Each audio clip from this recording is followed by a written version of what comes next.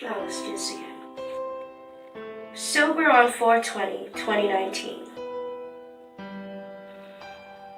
There's nothing like being taunted with an unflushed toilet bowl with a used tampon applicator and a pissed-off hater's bowel movement, because nothing says I love you on a stoner holiday like dirty peach-colored panties with bite-sized Snickers chocolate candy scattered underneath the toilet bowl floor. It's pretty obvious it was intentionally left out for someone to notice and get a response out of them. But my spidey senses are telling me it was deliberately placed there as a cruel go fuck yourself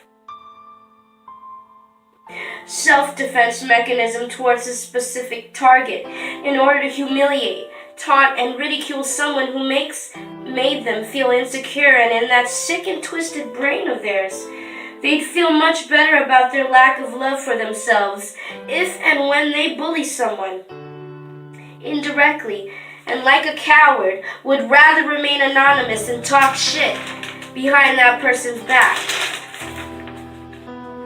than address their so-called problem, which really 9 times out of 10 there isn't a problem. But when you put cognitive dissonance in play and the fear of unknown anomalies in life, even the slightest hint of uncomfortability can trigger an emotionally unstable, excitable person whom you thought was your so-called friend to turn on you and spread unnecessary gossip and drama to the already emotionally exhausted pile of dirty laundry lingering from 11 moons ago. Apparently, the collective masses as a whole can't help but humiliate, judge, and bully whom they deem weak or a threat, because nothing says love is all you need, like causing someone to want to end their life because they are fed up with the ongoing soap opera simulation to the point they feel alone, jaded, misunderstood, not appreciated. Therefore, any human contact makes that person feel awkward, because once the veil has been lifted and you're aware of the game that you're playing, you just want to let them know you know the rules. The world is watching.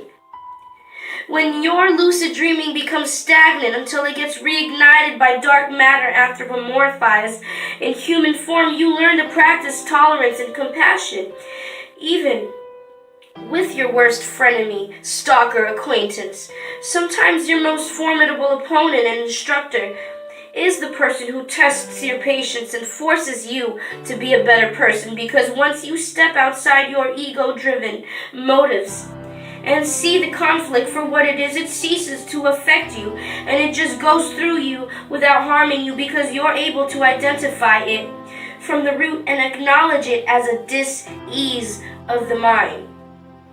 The only way to treat it is with patience, love, and non-judgment.